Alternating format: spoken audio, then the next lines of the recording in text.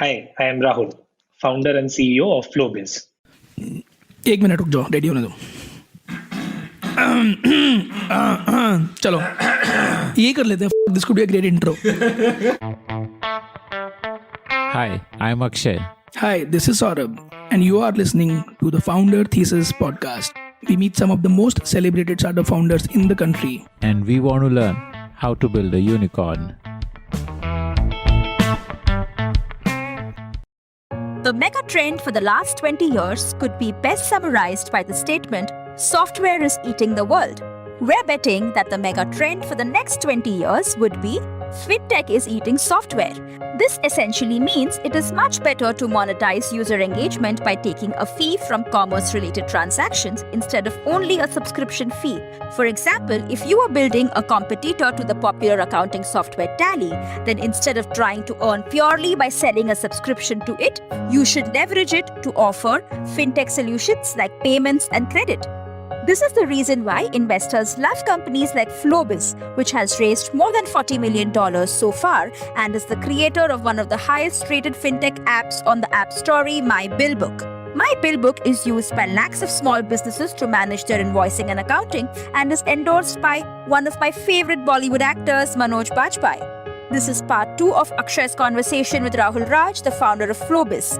In the first part, we heard about the crypto exchange that Rahul started soon after completing his BTech from IIT Kharagpur. And in this part, he talks about building India's leading fintech platform for small businesses, FloBiz. I want to hear about how FloBiz came about. Like how did you think that this is what we should do? How did you identify the problem? And one thing that we wanted to ensure was that we need not dismantle all that we have created for the last 2 years or so, which meant retaining the team, which meant making sure we can repurpose a lot of stuff that has been built.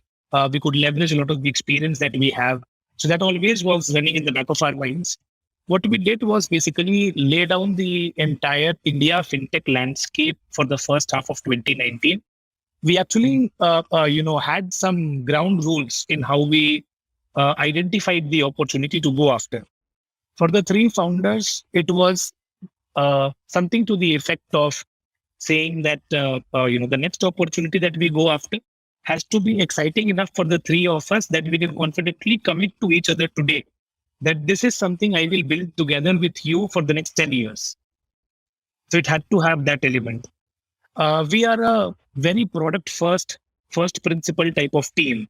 So that way we wanted to make sure that whatever we do has to have that angle for product. We also came from, the intent to revolutionize the world when we were building the exchange and working in the blockchain space. We wanted to make sure that we continue to have the opportunity to create massive technological impact. And given that we were at, we were working at the exchange, which interfaced with payment processors, banks, looked at regulations, tried to, understand and improve existing financial setups into a decentralized world.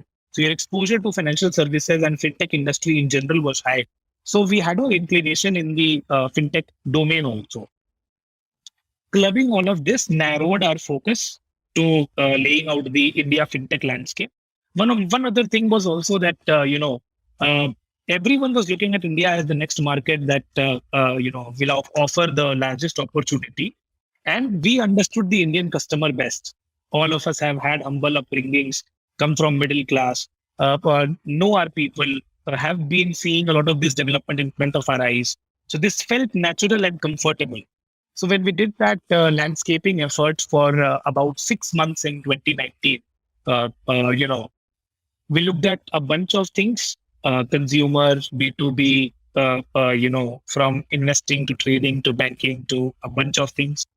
And ultimately ended up with the small business digitization opportunity because there were recurring themes of pain points that kept on coming up in our research. And we would have spoken with close to 1,000 small businesses back then, spoke with bankers, fintech consultants, consumed as many reports, both public and private, as we could get our hands on.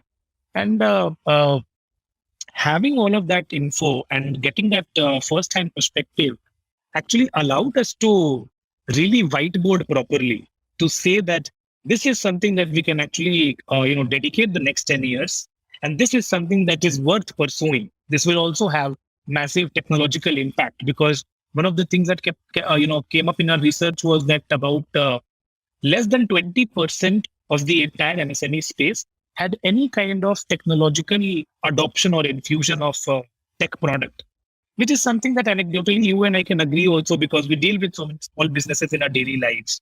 So it felt startling that if you look at the aggregate numbers for the MSME sector, we are talking about more than 30% GDP contribution. We're talking about roughly 44 to 45% import-export activity. We're talking about 40 to 42% formal workforce employment. So nearly one half of the economy is run by these guys.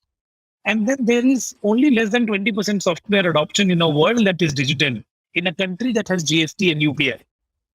So it just didn't sit right with us. And we felt there is a massive white space.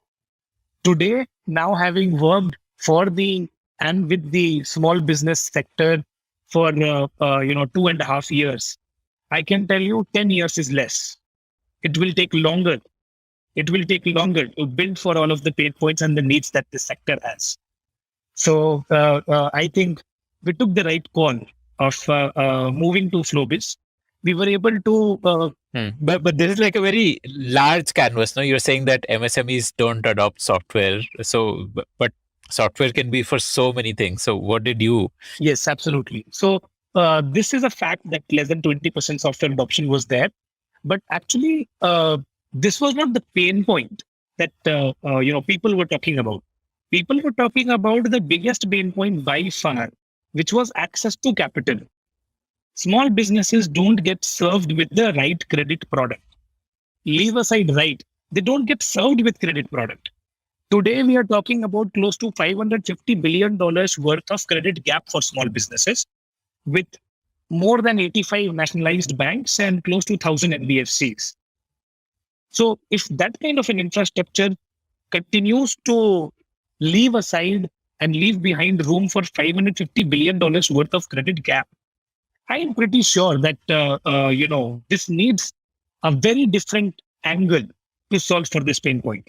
So the angle that we were able to identify was that even though on an aggregate, there are policies and there are frameworks and there are objectives to do SME lending and stuff like that, an individual small business unit is not of that much interest, whether that's because of the risk that they bring with them, whether that's because of not being able to identify the right problem that they are going through so that you can give them the right kind of product, or whether that's the fear of not being able to collect all of the debt that gets accumulated and results into NPAs, whether that's cost of acquisition for these small merchants. I think there are multiple dimensions to this problem.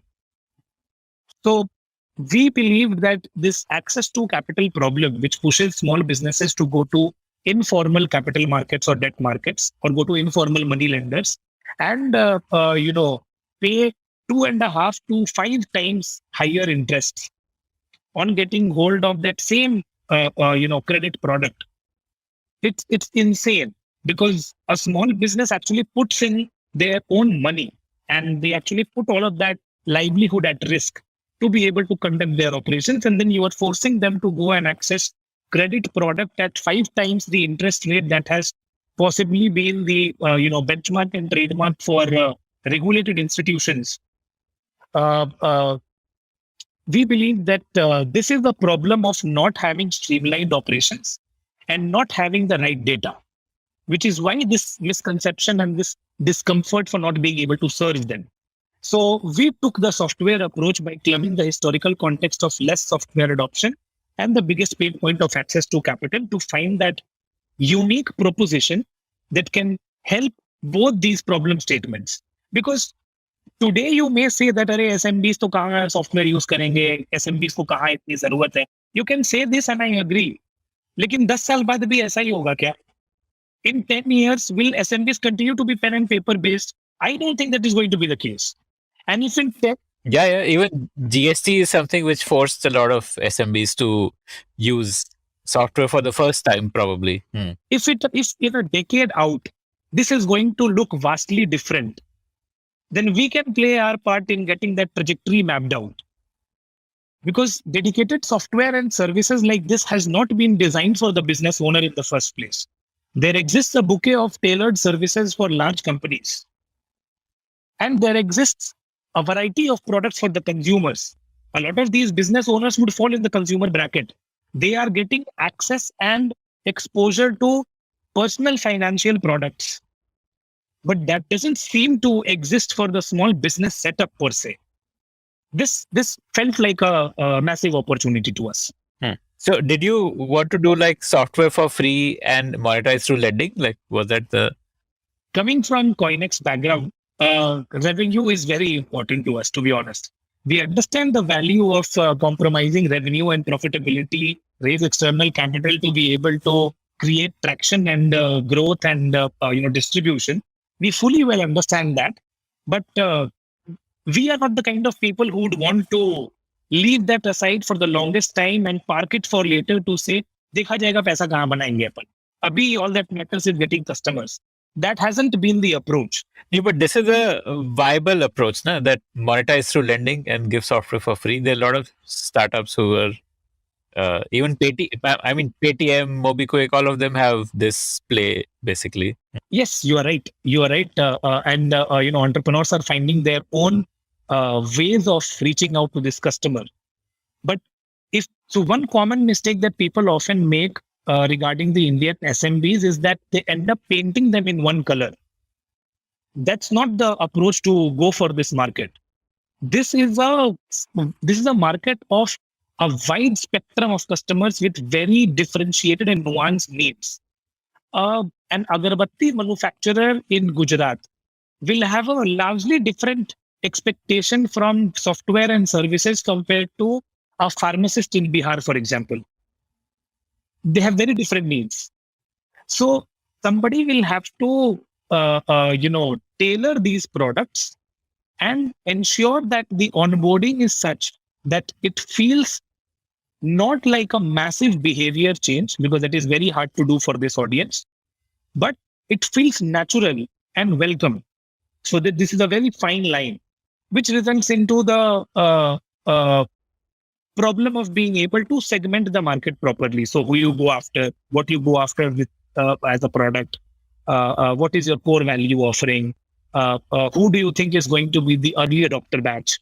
All of these things become really important stuff to take care of, to be able to, really look at the business objectively and make sure that you are taking the right steps, because the pandemic and the small business sector, if not anything else, has taught me, the other co-founders and the entire team, two things very, very strongly.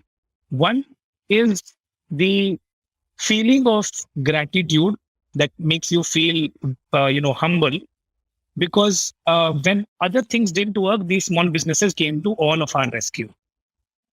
The other thing is patience. You have to be patient for things to take their own course of time also, no matter how hard you try for, getting a rapid change out. Rapid change can work in consumer trends where there is enough incentive and intent for people to adopt that change on their own, because there is so much social pressure, there is so much social example, there are so many people around you doing it. And if it is easy also to the degree where it's something that they can do. But in the small business segment, that's not the case. You have got a variety of complexities. Each business owner conducts their enterprises as per their whims and wishes and as per their understanding. This has a lot of geographical, age, language, type of business, nature of business, scale of business differences that really needs special attention.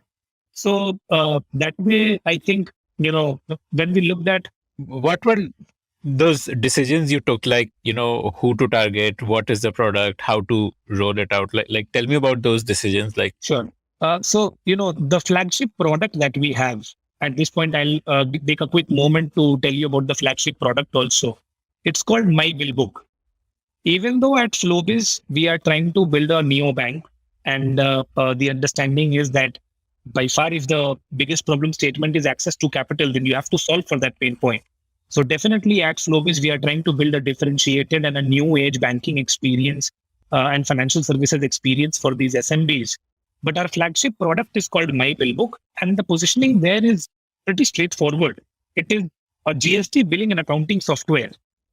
So even though there is going to be layer of financial services and banking embedded on top of this, it will feel natural. It will not feel that you do this disconnected management of accounting in some place, inventory in some place, transactions in other place, banking in some other place, and compliance in some other place, which just, all of these components equally critical for a small business to run smoothly and grow and scale. But so much of disconnect and so much of lack of context between these components, it just doesn't make sense to have them in such segregated and disconnected pockets out of or bereft of all context. So essentially, you decided to build something like a QuickBooks or a Tally, but for SMB and with a kind of a UI UX that they don't get intimidated by it. Like, absolutely, that's very well put. Because no matter what business we are talking about across the MSME sector, invoicing is a central activity. And this is an activity that is close to the business owner personally also. So if you look at the process of, let's just say, creating a GST compliant invoice, you need 30 to 50 data points, and it takes 10 to 15 minutes to get it right, especially if you have all the information and calculations handy. Otherwise, you may end up redoing a lot of that, information punching in, and then it consumes even more time. On the other hand, if you look at the compliant invoice, it has got your business details, counterparty business details, you've got inventory details, you've got transaction and banking details, you've got any other additional terms and conditions that get laid out on the invoice. And particularly, you can imagine a B2B invoice. So a distributor selling to a retailer, for example. Now, the invoice is equally important for both the businesses. So, invoicing actually automates a lot of the other activities in the business. If you're generating the invoices properly, the party ledgers are automated up, automatically. The inventory statuses are updated automatically. So with one single streamlined activity, a bunch of these things can get automated and can become actually a super tool or a super power for the business owners to have real-time visibility, to have a better track of their health of the business, to have a much better sense of where their business stands and whatnot. This single value proposition became super important and actually received great love from the SMB customers. We are the highest rated Play Store product in our category. Across more than 90,000 product reviews, we are 4.7. So, there isn't a product like ours with a better rating, to be honest with you. This is also a product that was designed not from the accountant point of view, but from the business owner's point of view. So it actually enables them, and having a mobile first approach allows the business owner to have a business in the pocket, anytime, anywhere, and have access where you're not just in access of the information, but you can take steps and actions on what you want to do with your business. So what if, let's just say, you are awake in the night or partying at a friend's place, but you remember that you have forgotten to issue the invoice which was supposed to be issued in today's date itself. You can do that from the mobile app itself, just because you remembered it and you're carrying the entire business in your pocket. So it actually is very liberating, because it comes at practically no cost. It comes with no expectation of investment in infrastructure like a desktop or a laptop. It comes with no expectation of, for you to know prior accounting and technical know-how. It doesn't need you to know accounting. And all of this available in your native tongue. So currently we support English, Hindi, Gujarati and Tamil. And in the next 6 months or so, we will add 5 more languages. So, it comes in your native tongue. So we were able to supplement the existing behavior and infuse technology that didn't feel out of place. Which is why, we received such love and appreciation from the customers. And, so myBillBook V1 or the beta was released in January of 2020. And between January of 2020 and last month, we have received more than 10,000 feature requests. So this is an audience that, will tell you what they want if you were listening properly. In most cases, they will not tell you that they want a feature. They will tell you, ये नहीं कर पा रहे हैं, ये कैसे होगा? Sir आपके सॉफ्टवेयर में तो ये नहीं है, मेरे को पार्टी को ये भेजना है पर मिल नहीं रहा है, मेरे को कहाँ मिलेगा ये? They will give you instances, try to explain, try to give you scenarios, paint a picture in a real life situation in the business that they are not able to solve with your software or your product. And then you have to reverse engineer that problem statement and crystallize that into a feature that can solve that pain. So it has been a very rewarding journey to work with small businesses, to be honest with you. If you like to hear stories of founders, then we have tons of great stories from entrepreneurs who have built billion-dollar businesses. Just search for the Founder Thesis podcast on any audio streaming app like Spotify, Gaana, Apple Podcasts, and subscribe to the show. Tell me about the go-to market. So you finalized on invoicing as your point of entry to SMBs, and that invoicing could eventually expand into various other things, because then with invoicing, inventory, bookkeeping, and eventually credit also can be solved because you have that data. How did you go to market with an invoicing product? And you did not want to give it away free, right? You wanted it to be a paid product. So tell me about that, like the go to market journey. So as I told you, the beta was released in January of 2020. And last week of March is when the first national lockdown was put in place. So we could not do too much of, diversified experimentation on GTM. The best you could do was run ads, which has been the large part of user acquisition for most part of, these pandemic years that we have all experienced together. Although we, without any loss of productivity, we shifted to remote work and stuff like that. Instead of getting discouraged that we cannot scale or distribute the product in a variety of experiments or GTM, methods, we instead focused on getting the product even deeper and even better. Because as I told you, January of 2020, the first version was released. Obviously, it was far from complete, and continues to be incomplete even today. I don't think that a product is ever complete. There is always some or the other thing that you think, we need to include, we need to add, modify, upgrade, whatnot. So it continues to be incomplete even today. Although today's version is so much more powerful, so much more packed, such better experience on the product. Something that takes 10 to 15 minutes to create a GST compliant invoice on pen and paper, you can do that on myBillBook in 4 clicks and 15 seconds. And that too, in 1 click, you can share that with the counterparty via WhatsApp directly. So, the GTM, I think, because of the pandemic, a large part of the acquisition actually happened through digital channels. So Google, Facebook ads and stuff like that. Is this like a pull product or a push product? Like, are a lot of people searching for this as a problem? I won't say lot. Some definitely, but not a lot. This is definitely a push product. Businesses are concerned if you save them money or help them make more money. That is what they would value the most. You cannot go and tell them that here it is, here is a product that can save you time. They've got ample time. So that way, I don't think that an implicit value is something that, this audience instantly gets. And who is to say that it's going to be the same in 2 years, 3 years from now? Okay. And what is the journey of a new user? Like, say, he'll see an ad somewhere, he'll download the app. Then what? Like, tell me the journey for the business owner. Yeah. They download the app. It is straightforward. You put in your mobile number, verified with an OTP. We ask you a few skippable questions like what industry, what type of business you are in, what city you are in, and do you have a GST and stuff like that. Like, do you need PAN number and all also? Like PAN, TAN and all? We only ask for GST. And that too is skippable.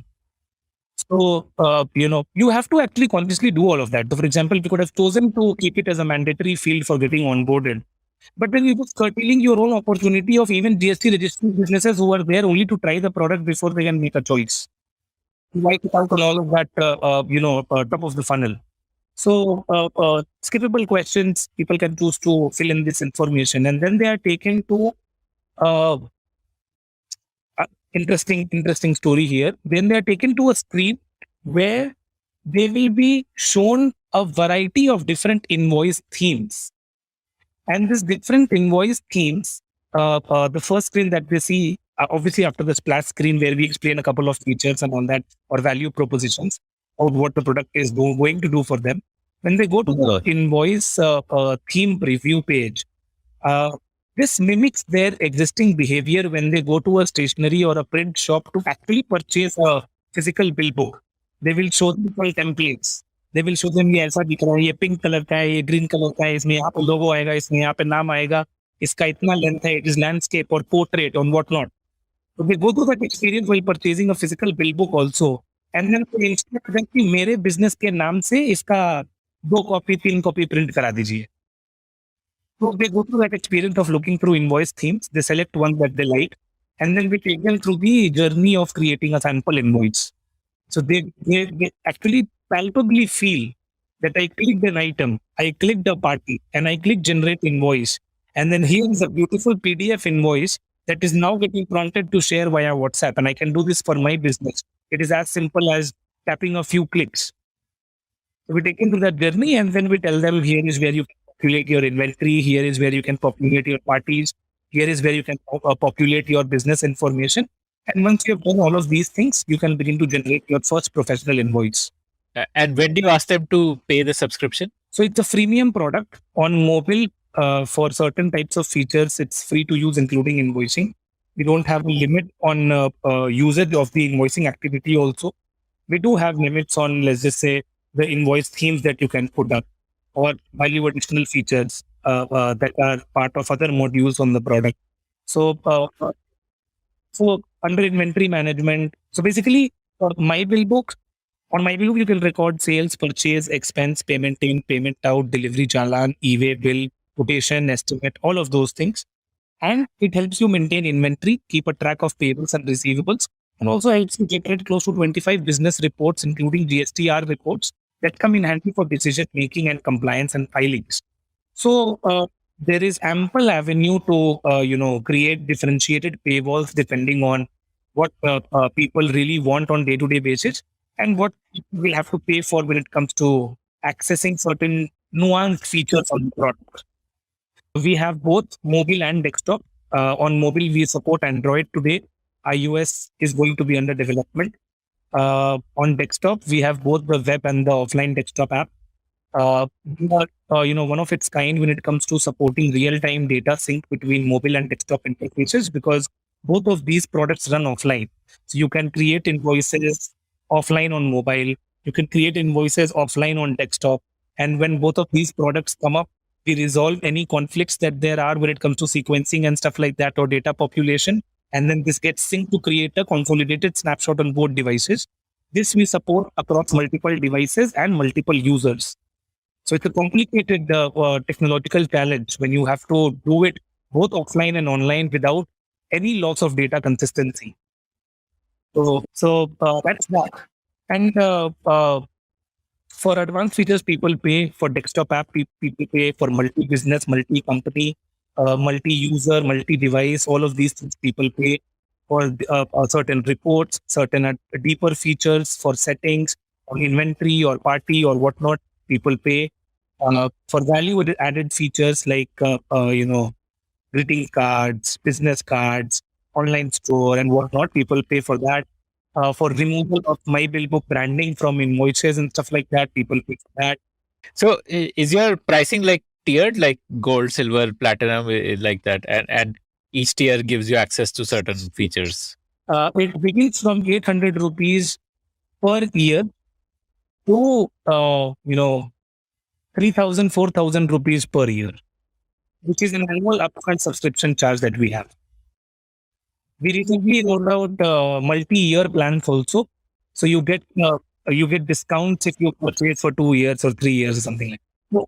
So a lot of people in that we speak with have this question and this intrigue, because it's people believe that it's very hard to make money from software, particularly in the SMB space. We believe that people will pay up if you actually are able to establish value with them. And you're able to tell them that this is something of value because this is how it helps you and is an enabler of your growth. So that way, we are very confident of being able to even improve the experience and have differentiated pricing, add more value to the to down to the passe that people pay. And I think that is going to be key in how we look at our distribution strategy moving forward also. Okay. So currently, how much of your customer acquisition is through paid ads and how much comes organic? Through organic means like it's a referral, basically. Yeah, I understand. Organic can mean a bunch of things. I would say that split would be 70-30, 65-35 to that order. 65 on which side? 65 on the paid acquisition side, and only, let's just say, 35 or maybe 70-30 on the organics. But I think, we need to do a little more work on getting this organic volume up. Got it. Okay. And what is your conversion funnel? Like, how many monthly signups do you have? How many of them become active users? And then how many of them become paid users? I definitely understand where you're coming from, but I will not be able to share these numbers only because, how do I put it? Invoicing is something that everybody will need to offer. At some point or the other, invoicing is something, whether you are offering an online store or whether you are, offering inventory management only, or whether you are offering a POS or whatnot. Like at one point or the other, you will have to offer invoicing, which is why, this is something that, we do very well compared to the overall average of the industry, because not many people, in fact, monetize on SaaS in the first place. Most of people actually give it away for free. We have stopped looking at numbers for, now 3 quarters. So we've stopped looking at top line numbers, which is basically saying downloads. And all that matters to us is the bottom of the entire funnel where people end up paying. And that is how the entire effort is getting optimized internally as well. So, as far as I know, most freemium products have single digit percentage of the paying tier. Is it? It is single digit. It is single digit. And you also have to see that, it's not a SaaS product per se as a SaaS product that we believe. Like a Slack is a SaaS product. And you and I pay for Slack because you and I are a very different kind of customer altogether. We have very high technology awareness. We are very savvy with tech. And imagine talking about somebody that asks their son to check, how do I see if the message that I have sent has been read or no? Or how do I create a new group on WhatsApp? This is the level of tech literacy in the audience that I'm talking about. So even though you and I can understand that we are a SaaS business and whatnot, it doesn't just translate equally well for the audience. Can you share your how many users do you have, or what is the monthly signups you get, or how has that grown since you launched it? Like, we have grown about, so basically currently we are at about 1.2 million monthly active businesses. And these monthly active businesses create transactions worth $1.2 billion every month. So already operating at decent scale. Although I will tell you that, we have grown, at least on the active merchant base, we have grown 4 to 4.5 times this year, since January of this year. And the idea is to grow 5 to 7 times by the end of 22. But how many do you add monthly? Like the monthly new business? We have monthly 1.2 million monthly active businesses right now. No, addition, like how many get added? Or so this is going to get a little nuanced, but and this may be particular to our business. But imagine that you don't have very high intent, which is why I said this is a push product even today. Imagine you don't have very high intent. And you've downloaded the app, you've tried it also, but then you were not incentivized to switch from your pen and paper. So this app continues to be there, out of mind, out of sight, and you are a registered user. But somehow or the other, you come across another ad of myBillBook, or some other user nudges you to say, "Ki, I am a myBillBook user. Have you tried this app?" And then this person gets reactivated. So we see a long tail of people that get active, that become highly engaged users, even in a span of 3 to 6 months. The number of new users can range, just to give you a ballpark, although I don't like this, just to give you a ballpark, would be anywhere between 10 to 40,000 per month. And, we want to be able to find newer GTM pathways, because now we don't worry about how many installs we are getting. That's not the parameter we track. We are, I think 6.2 or 6.3 million downloads, maybe more as of date. Now, with this kind of a download figure, it doesn't matter if I'm a 10 million download company also, or 10 million download product also. What really matters is how many people actually went on to become highly engaged users, and how many of them actually ended up paying for the product because they were able to identify the value. And this is not something that they can't afford, right? Because if you are talking about an 800 to a 3,000, 4,000 bucks per year price point, this comes to cheaper than a cup of coffee or a cup of tea per day. So इतना तो business के पास पैसा है ही कि वो एक चाय का दाम भर सके, पर उसका software is actually going to help them a lot. So that way, I definitely don't think that it's a point of being able to afford or not. It's more of realizing the value and whether that gets communicated the way intended. What is your internal target, that how many of your active users should be paying? Like, let's say in a couple of years, not immediately, but we are also, while I would say we are optimistically realistic, it cannot be a very large proportion that pays, to be honest. It will be let's just say, like, I'll be super happy if a half of that entire active merchant ends up paying. But I don't think it'll be more than 50% ever.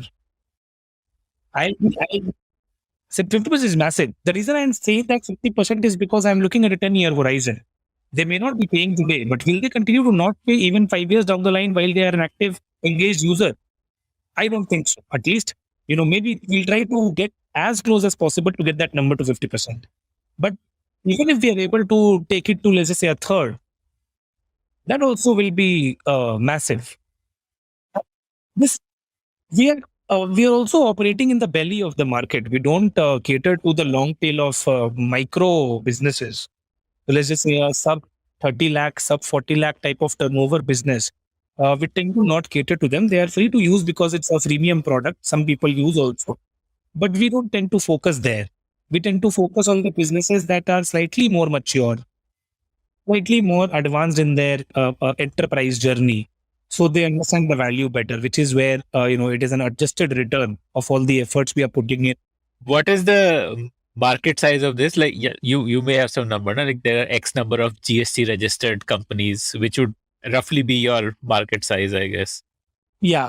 Obviously, only a fraction of that, because large companies would also be GST registered. But I can tell you that, so there is about 50 to 75,000 new GST registered companies come up every month. We believe that this is only going to accelerate.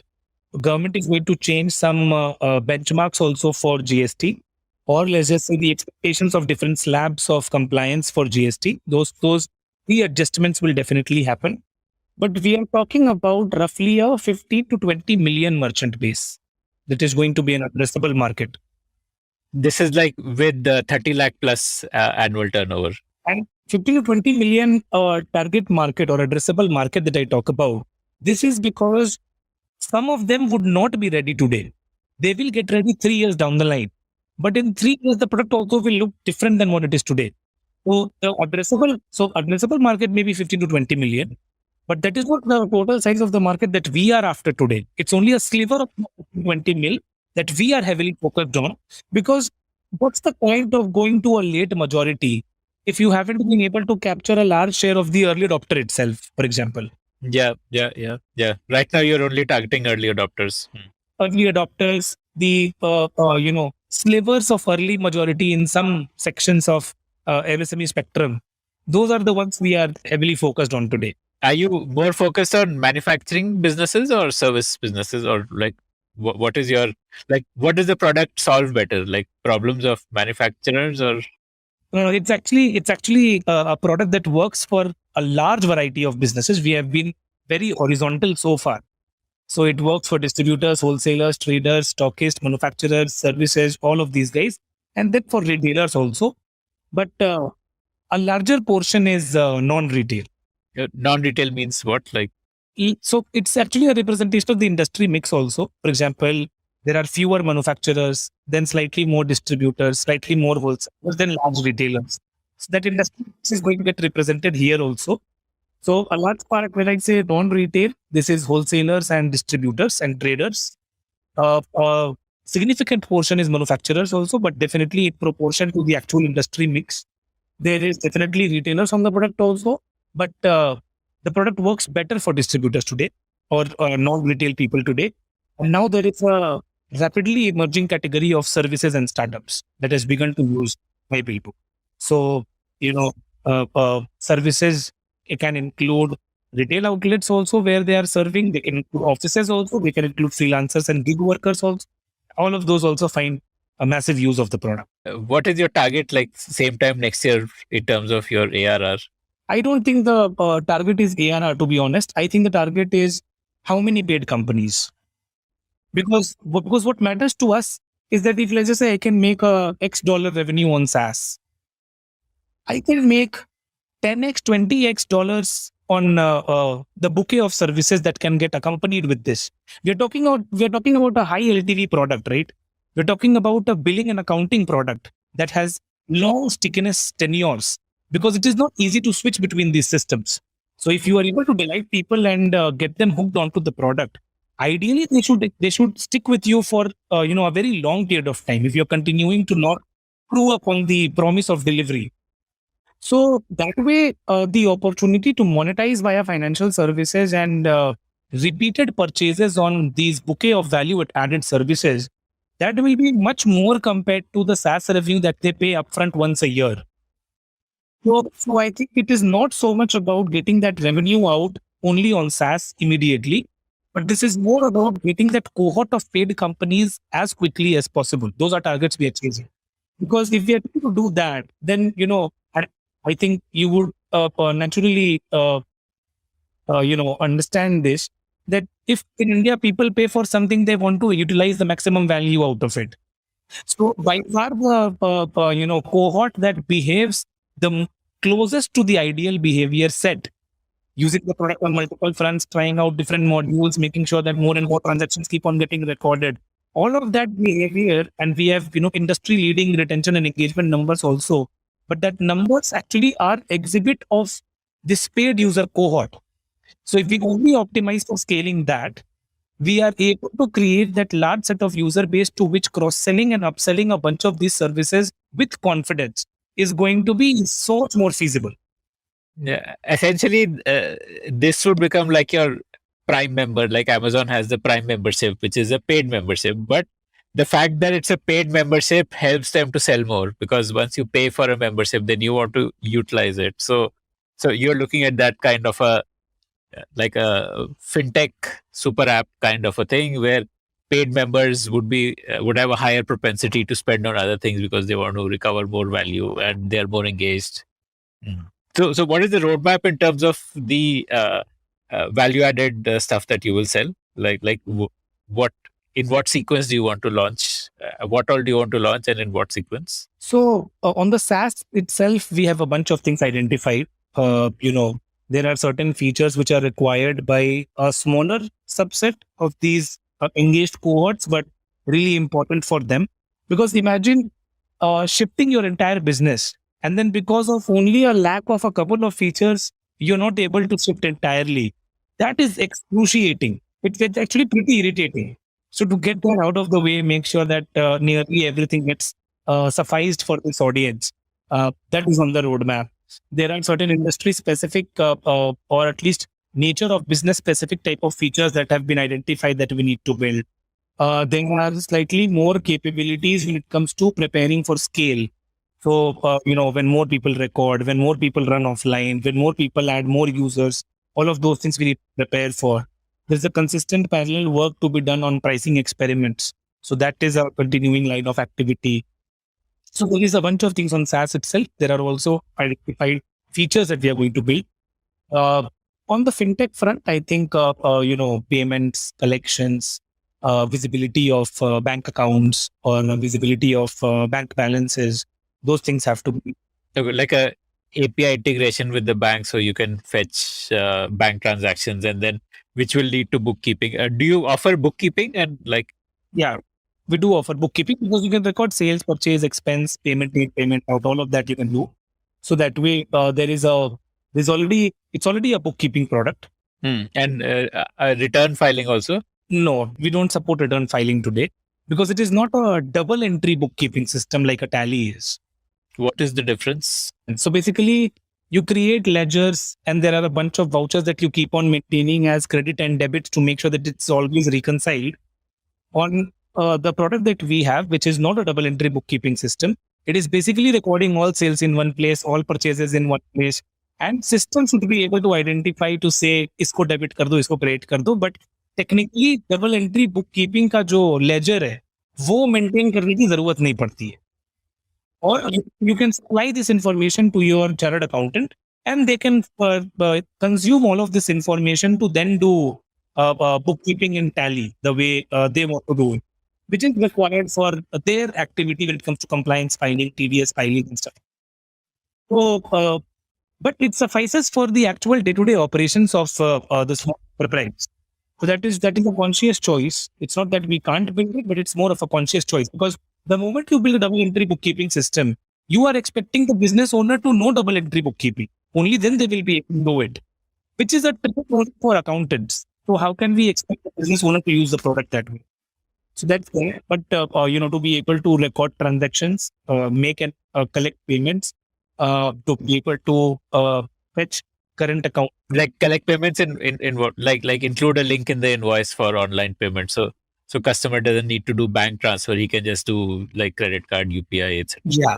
It's a natural extension, right? You're creating an invoice. Might as well collect payment directly through that invoice sharing activity. So collection of payment, then obviously making payments to your suppliers or your vendors and stuff. Mm-hmm. Like you could ask your vendors कि अपना invoice यहाँ upload कर दो, like something like that. और इनको invoice मिला है या इन्होंने purchase record किया है, तो उस purchase के against payment भी कर पाए. So that is payouts. Then obviously visibility and data of current accounts to be fetched in one place with over time.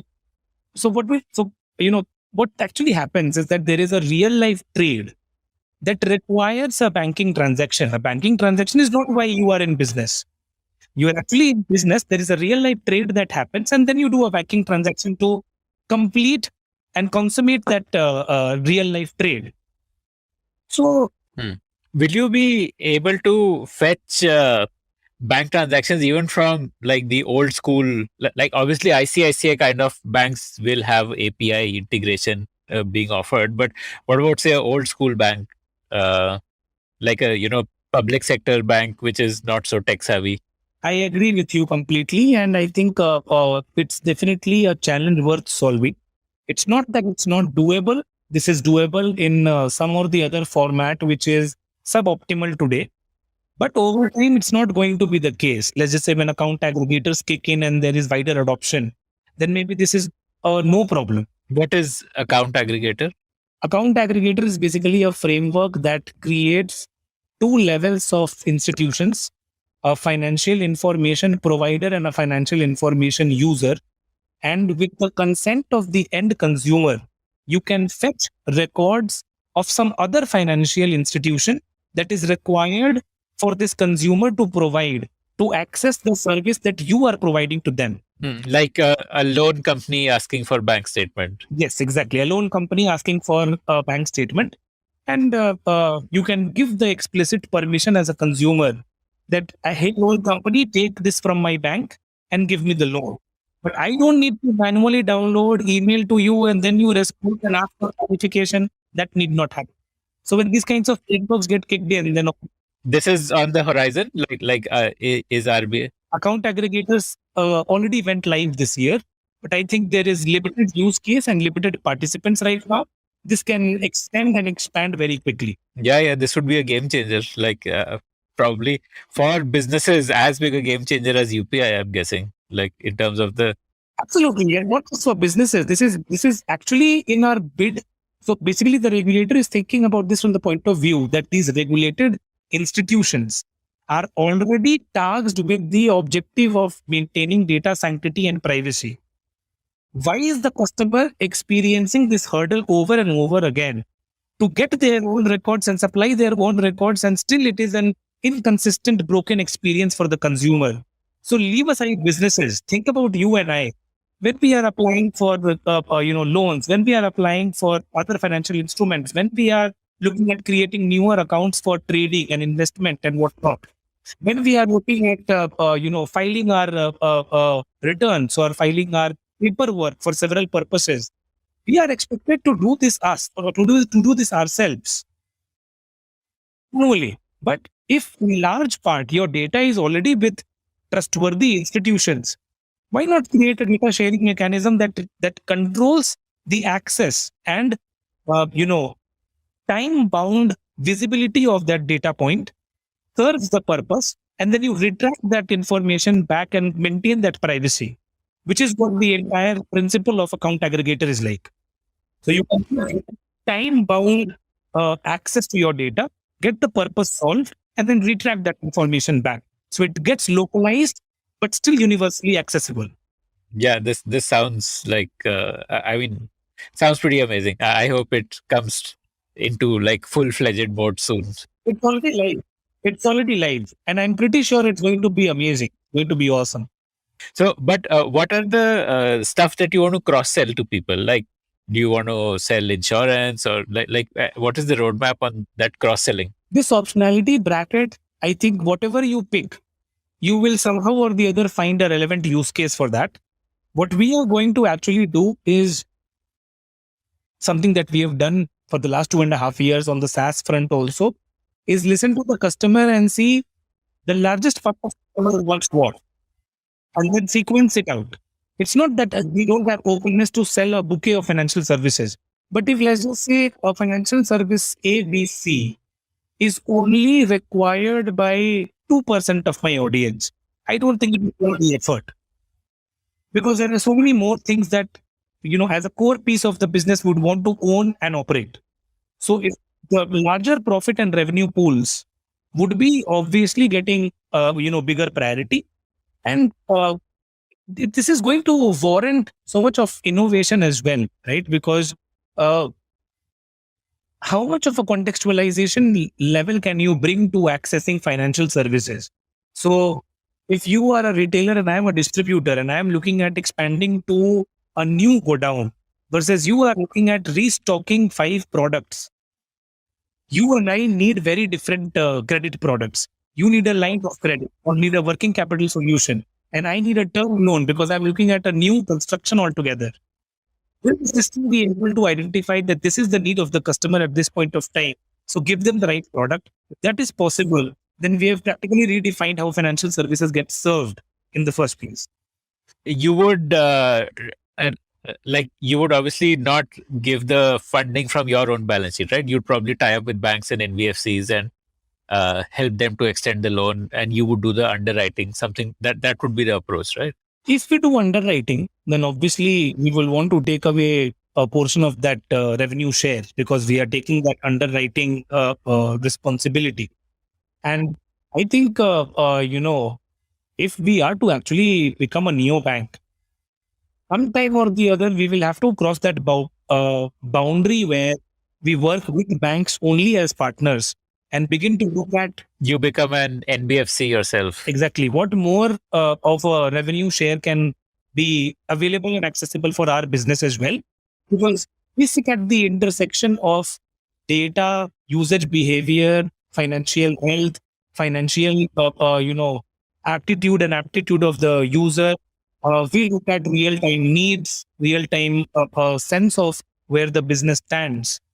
and we'll be able to coalesce all of that into a mechanism that can serve financial products at practically zero cost, because we have already gotten them onto a product that is digitally accessible.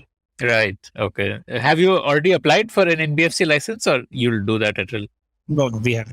I think there is so much work on SaaS to be done that I think those things are a little, out there. Maybe a year away. Yeah, maybe like that. Because, the credit gap or the credit opportunity is not something that will slip away.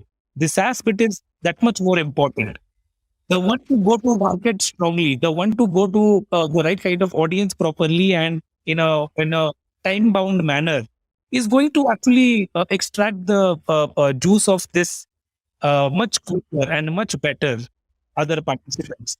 So you said you want to be a neobank. Are you also looking to do like opening of bank accounts, or is it only from the credit side? Like Credit obviously is a more obvious one, but if there is possibility and need, I don't think that this is going to be something that is going to be immediately required, because the kind of businesses that we work with, they already have bank accounts. they already have bank accounts. So it's not about giving them a current account just for the sake of giving them a current account.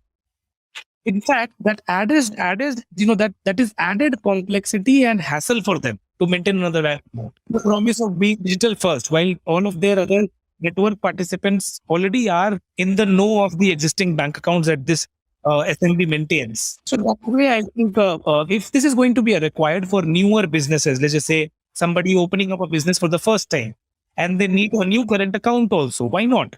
That existing user, just because we want to give them a current account, I don't think so.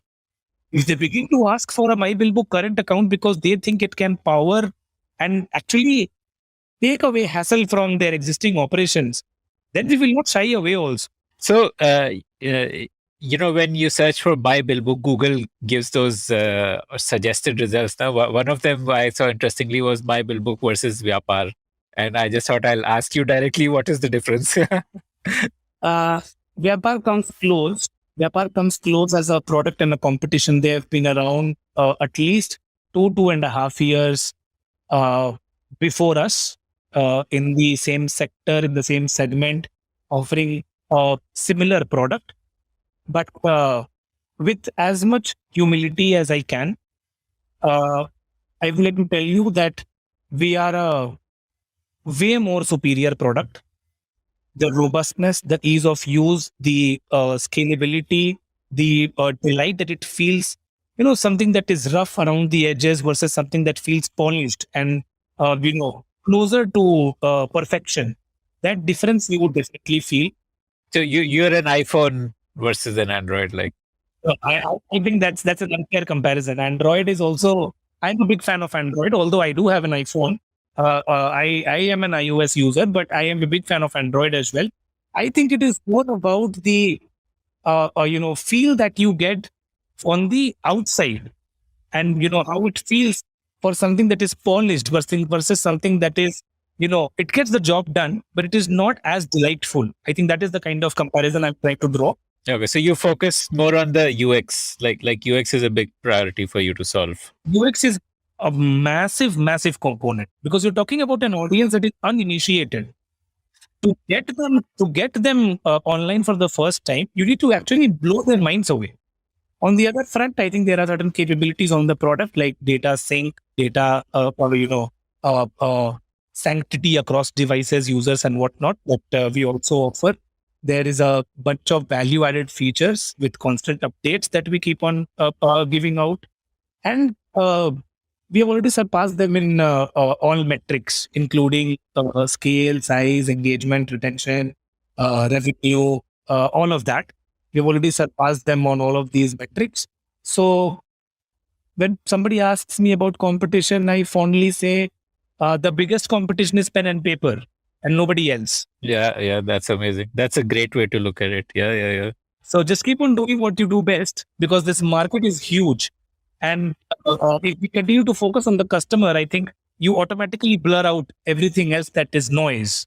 So how do you build a product with great UX? Is one of the co-founders like a UX specialist and focusing dedicatedly on that? Or, All three of us are actually. And UX does not mean only product. When somebody clicks on that call button to get support, is the call answered within a couple of seconds? And when the person picks up, does the person say, "Hello, sir, how is your day going? How can I help you today? We are here to assist you no matter what the issue is." And then is the query resolved within, let's just say, a couple of minutes. When somebody, let's just say, gives a feature request, do we courteously tell them that this is something on the roadmap and you will have to wait for 3 months? Or do we say this is not something that we are going to build just because you are asking for it? There are going to be a variety of dimensions that result into great UX. One of them, obviously, as a tangible interface that you interact with, is going to be the product also. But then it is so subtle as to say what is the copy that goes there? What is the language of the notification that you send to the customer? When you run a contest, what do you optimize for? Or when you run a challenge, or let's just say a lucky draw, how do you put this forward? What colors do you use? What is that, look and feel for communication? What is that value of the customer in all your, press releases and communications? A universe of that ends up becoming UX. So all three of us are, I would say, UX focused. Whether that's Aditya leading sales, or whether that's Rakesh leading engineering or product, or whether that's me leading marketing and communications. I think all of these dimensions put together create and deliver great UX. And we will continue to strive to our level best to make this so out of reach for competition that it will end up becoming a moonshot. That, do I aspire to become a myBillBook? And I think that is what our aspiration to stands at. So you've done some experiments with celebrity marketing, no? What's been your learning from that? Does it work? In what way does it help? And it's recent because we have on and off worked with micro and nano and social media influencers to test. Work with a YouTube influencer, work with an Instagram influencer, work with, let's just say, a Facebook community or whatnot. With those kinds of smaller experiments we have been doing since I would say summer of 2020. So we've been doing it since then. But the first major branding push for the product and the company came after the Series B round, when we onboarded Manoj Vajpayee as the brand ambassador for myBillBook. And the simple reason, I would say there are 2-3 parts, but all of them very simple and straightforward. You need to be able to win this audience trust. It's massively important. Today, it may not be, as critical, because today we are only selling, let's just say, a digital interface and a software product. But tomorrow you want to bank with them. Tomorrow you want to be able to serve them financial products and services. That trust is going to go a long way in how they perceive what you offer and the ability to penetrate when you cross-sell. So that trust is massively important.